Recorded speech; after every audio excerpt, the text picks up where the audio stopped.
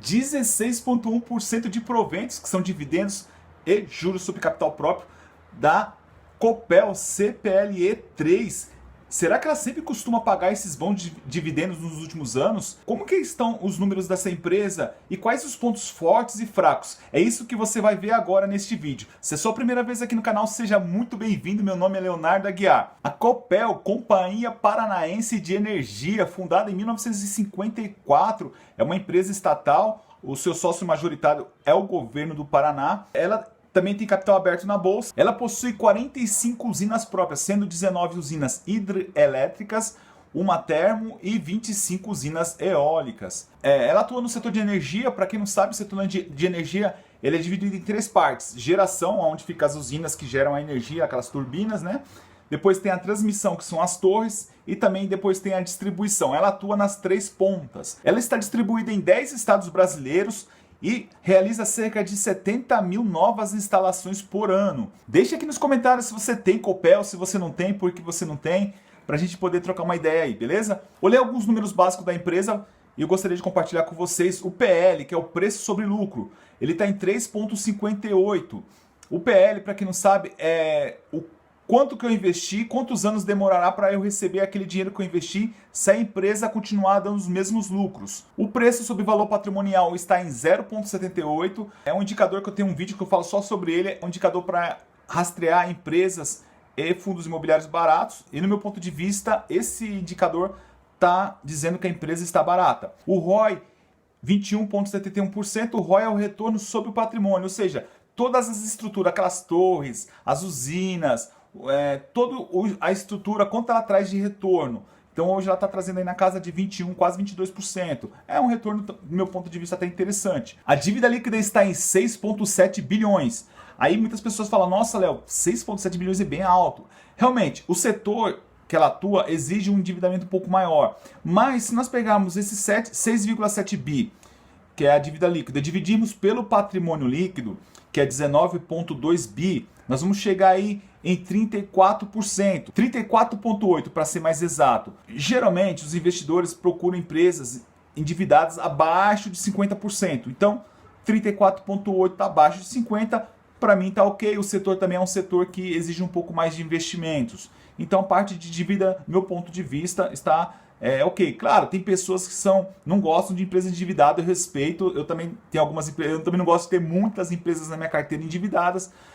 Não é o caso de Copel, eu não tenho Copel na minha carteira. Eu tenho empresas endividadas e empresas, a maioria, não endividadas. Ativo, receita líquida, patrimônio líquido, lucro líquido crescente nos últimos 10 anos. E esses números, para mim, são muito importantes. Então, muito legal esses números. Se esse conteúdo te interessa, de investimento em ações na bolsa, fundos imobiliários, fica aqui o convite para você se inscrever no canal. Eu sou investidor, eu invisto meu dinheiro nas ações, eu estudo as empresas, eu gosto de compartilhar, sou apaixonado e gosto de compartilhar isso aqui no canal. Então, se você tem interesse, fica o convite aí para se juntar ao time aí, beleza? Agora nós vamos aos pontos fracos. Eu vejo aí 3 pontos fracos assim de cara, e eu imagino que vocês também devem ter imaginado.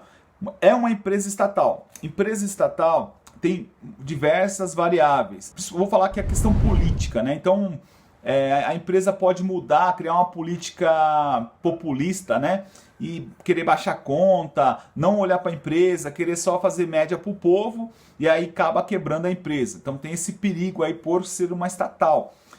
Outra coisa, ela é muito regulada pelo governo federal, né? Então tem as agências reguladoras. Então, de uma hora para outra, a regra do jogo muda e aí isso pode prejudicar a empresa. Então tem esses riscos, né? Estatal também tem a questão do cabide de emprego, né? Muda o governador, aí ele quer colocar as pessoas lá que ele fez aliança. Enfim, tem toda essa questão política que não é legal e acaba, às vezes, tirando um pouco da eficiência da empresa. Outro risco é o risco hídrico, ou seja, a falta de chuva, né? De repente, em um determinado período, pode haver uma escassez de chuva muito grande e isso impactar aí as operações da empresa, uma vez que a empresa também ela atua nas três pontas, ela atua na parte de geração.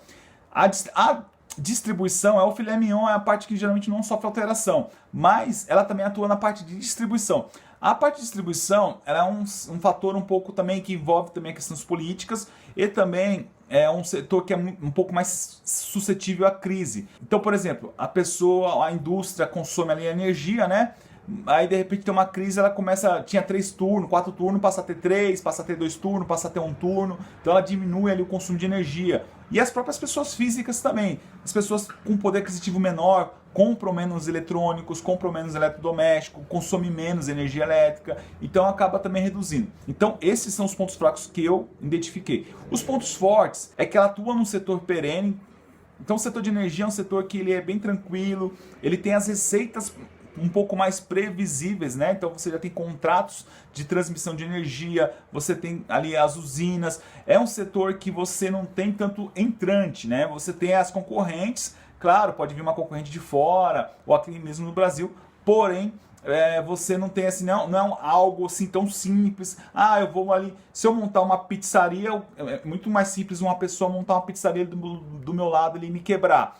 Já eu montar uma usina hidrelétrica, outro cara montar uma usina, já é um pouco mais complicado, né? Tem umas concessões, enfim. Então é um setor perene, um setor tranquilo, com receitas meio que previsíveis, dá para você se programar, a empresa se programar. Outra coisa positiva também é que você vê que a empresa ela tem 25 usinas eólicas, né? Então ela está aí atuando nessa parte de energia limpa, energia sustentável. Claro, energia hidrelétrica que vem da água também é uma energia limpa.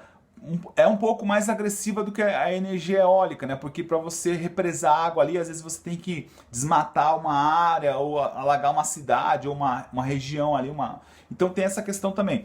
Mas indo para essa parte de energia eólica eu acho muito positivo. Bom, agora então nós vamos falar aqui sobre os históricos de dividendos. Ela tem anunciado aí proventos na casa de 16%.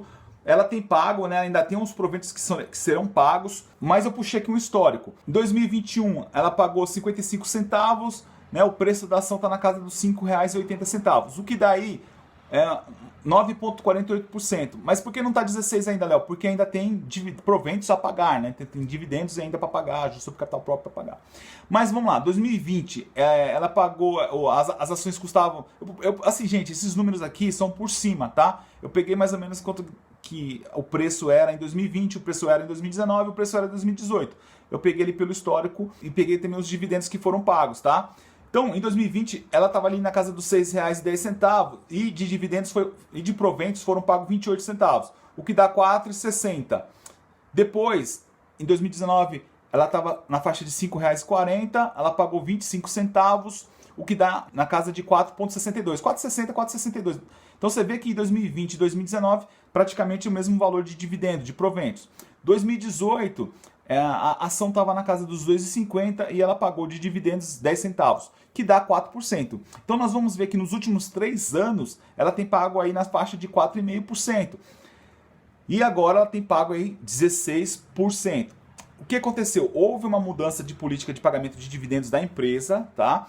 Que está atrelado ao lucro líquido e também à dívida por EBITDA. Então, se a empresa tiver lucro, se a empresa superar ali a dívida, não for tão alta, ela vai pagar um pouco mais de dividendos. Então, aí você vai perguntar, Léo, e aí, 2022, os próximos anos, será que vai ser esse dividendo alto?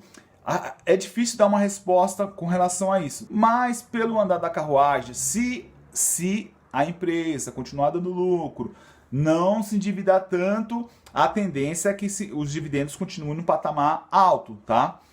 Essa é a minha visão, não estou cravando aqui que isso vai acontecer. Gostaria de deixar aqui indicação de 3 livros. O primeiro livro é O Faça Fortuna com Ações Antes que Seja Tarde, do Décio Bazin. Gente, leitura leve, fácil, gostosa, do mercado brasileiro. Ele conta várias histórias, tem uma estratégia aqui de investimento que ele utiliza, também que é interessante. É um livro que é muito importante, eu acho que quem não leu ainda tem que ler. E se você está começando no mercado agora, já começa dando uma lida nesse livro, já vai dar uma clareada bem legal. Depois nós temos aqui O Jeito Warren Buffett de Investir, Os Segredos do Maior Investidor do Mundo. Warren Buffett é uma lenda viva, ele investe até hoje e tem resultados consistentes há muitos anos.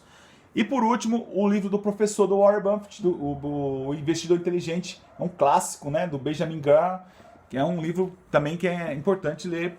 Se você deseja comprar esses livros, vou deixar o link na descrição desse vídeo e também nos comentários. Você será direcionado para o site da Amazon. O site da Amazon é o site um dos sites mais confiáveis para a compra de livros. Eles têm um preço muito bom e entrega também muito boa. Lembrando, pessoal, que nada aqui é indicação de compra ou venda de ações ou de Copel ou de qualquer outra empresa. É somente o meu estudo que eu trouxe e estou compartilhando com vocês. E eu acho interessante a gente rastrear, né, olhar empresas que pagam bons dividendos. Aqui o objetivo do canal é esse, é buscar empresas boas pagadoras de dividendos. Um abraço, fique com Deus, tudo de bom para vocês.